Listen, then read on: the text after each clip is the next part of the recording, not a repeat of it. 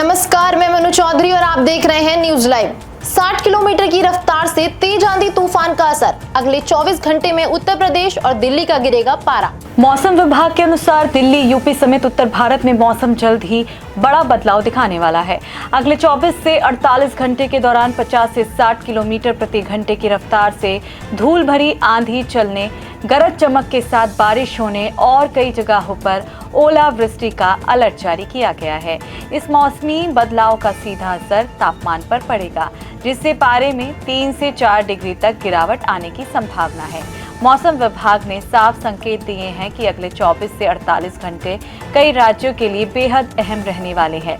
दिल्ली, उत्तर प्रदेश, बिहार, राजस्थान, पंजाब और हरियाणा में तेज हवाओं के साथ बारिश और आंधी का असर देखने को मिलेगा।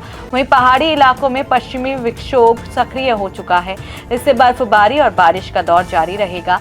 दक्षिण और पूर्वोत्तर भारत में भी प्री मानसून गतिविधियां तेज हो गई हैं, यानी देश के लगभग हर हिस्से में मौसम का एक बड़ा बदलाव देखने को मिल रहा, जिसका असर तापमान से लेकर रोजमर्रा की जिंदगी पर भी पड़ेगा। ICSE में 99.18%, तो ISC में 99.13% छात्र हुए पास। जारी हुआ इम्प्रूवमेंट परीक्षा का schedule. Council for the Indian school certificate examination CISCE की तरफ से ICSE 10वीं और ISC 12वीं परीक्षा 2026 का रिजल्ट जारी कर दिया गया है।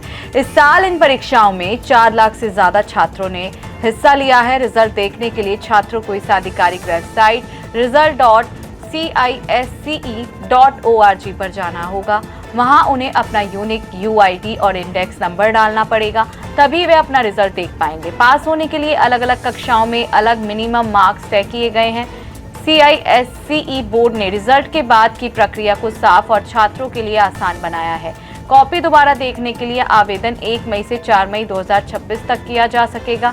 इसके बाद री इवैल्यूएशन और इम्प्रूवमेंट परीक्षाएं जून और जुलाई 2026 में होगी।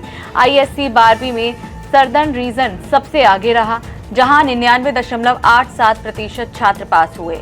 ICSE 10वीं में पश्चिमी क्षेत्र 99.85% के साथ पहले स्थान पर रहा और उसके ठीक पीछे दक्षिणी क्षेत्र 99.81% पासिंग प्रतिशत के साथ दूसरे स्थान पर रहा। नेपाल एयरलाइंस ने भारत से मांगी माफी, मैप में जम्मू कश्मीर को दिखाया था पाकिस्तान का हिस्सा। नेपाल एयरलाइंस ने अपने नेटवर्क मैप में जम्मू कश्मीर को पाकिस्तान का हिस्सा दिखाने की गलती के लिए गुरुवार को औपचारिक रूप से माफी मांगी। सोशल मीडिया पर इस मैप के शेयर होने के बाद भारत में भारी आक्रोश फैल गया था। दरअसल नेपाल एयरलाइंस ने अपने उड़ान नेटवर्क को प्रमोट करने के लिए बुधवार को एक मैप शेयर किया था, जिसमें जम्मू कश्मीर और लद्दाख को पाकिस्तान का हिस्सा दिखाया गया था। जम्मू कश्मीर भारत का अभिन्न अंग है।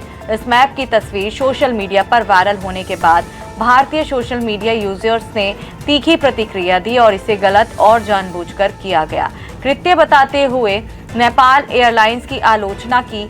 विवाद बढ़ने के बाद एयरलाइंस ने तुरंत पोस्ट डिलीट कर दी और स्पष्ट किया कि ये मैप नेपाल की आधिकारिक नीति को नहीं दिखाता। कंपनी ने इसे एक तकनीकी या कार्टोग्राफिक त्रुटि करार दिया और आश्वासन दिया कि आगे से ऐसी गलतियां ना हो, इसके लिए आंतरिक जांच की जा रही है। जंग के बीच $126 प्रति बैरल पहुंची कच्चे तेल की कीमत, ईरान ने किया कमेंट, अगला पड़ाव $140। मिडिल ईस्ट में जंग के बीच कच्चे तेल की कीमत $126 प्रति बैरल के पार पहुंच गई है। ताजा आंकड़ों के मुताबिक ब्रेंट क्रूड करीब $126.31 प्रति बैरल तक चला गया, जो मार्च 2022 के बाद का सबसे ऊंचा स्तर है। फिलहाल यह करीब $123 प्रति बैरल के आसपास ट्रेड कर रहा है। BBC के मुताबिक अमेरिका के राष्ट्रपति डोनाल्ड ट्रंप को आज ईरान के खिलाफ हमले से जुड़ी ब्रीफिंग दी जाएगी। सेंटकॉम ने ईरान के खिलाफ छोटे लेकिन बहुत ताकतवर हमलों की प्लानिंग तैयार की है।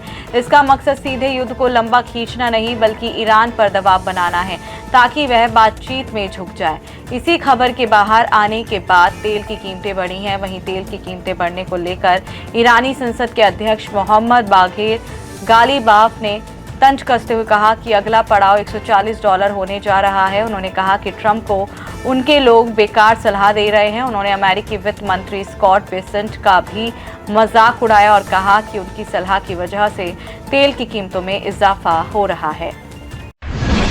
शेयर बाजार में गिरावट, क्रूड ऑयल की कीमतें $120 प्रति बैरल के पार। शेयर बाजार में आज यानी 30 अप्रैल को गिरावट है। सेंसेक्स 600 अंकों से ज्यादा की गिरावट के साथ 76,900 के स्तर पर कारोबार कर रहा है। वहीं निफ्टी में भी करीब 200 अंक की गिरावट है। ये 24,000 के स्तर पर कारोबार कर रहा है। ऑटो, मेटल, बैंकिंग और रियल्टी शेयर्स में ज्यादा गिरावट है। जियोपॉलिटिकल तनाव और जंग जैसी स्थिति में महंगाई बढ़ने का खतरा रहता है। इससे कंपनियों का मुनाफा कम हो सकता है। गौरतलब है कि ब्रेंट क्रूड ऑयल की कीमतें $120 प्रति बैरल के पार निकल गई हैं। 2022 के बाद पहली बार कच्चा तेल $120 के पार निकला है। बाजार में तेल की मजबूत डिमांड और स्ट्रेट ऑफ हॉर्मुज को लेकर चिंता बढ़ी है, जिस वजह से ये तेजी आई है। हॉर्मुज को तेल की सप्लाई के लिए सबसे अहम रास्ता माना जाता है। सर्राफा बाजार में उछाल, 22 कैरेट गोल्ड 1,36,000 के पार, चांदी भी महंगी। भारतीय सराफा बाजार में सोने चांदी की कीमतों में उतार चढ़ाव जारी है। महीने के आखिरी कारोबारी दिन आज फिर 22 कैरेट वाले 10 ग्राम सोने की कीमत 1,36,000 के पार पहुंच गई है। 29 अप्रैल 2026 की शाम को 1,35,000 रुपए प्रति 10 ग्राम के आसपास थी। 995 शुद्धता वाले यानी 23 कैरेट सोने का रेट 1,48,057 रुपए प्रति 10 ग्राम है, जबकि 916 शुद्धता वाले यानी 22 कैरेट गोल्ड का रेट 1,48,057 रुपए प्रति 10 ग्राम है। 999 शुद्धता वाली चांदी की कीमत बढ़कर 2,36,882 रुपए प्रति किलोग्राम पहुंच गई है, जो बीते कारोबारी दिन शाम के समय 2,36,300 रुपए प्रति किलो थी। ऐसे में चांदी के भाव में भी मामूली उछाल दर्ज किया गया है। हालांकि सोना चांदी का रेट फिलहाल अपने रिकॉर्ड स्तर से काफी कम है। आज के लिए बस इतना ही। कल फिर मिलेंगे देश दुनिया की नई जानकारियों के साथ। तब तक के लिए देखते रहिए और सब्सक्राइब करिए IIMD मीडिया।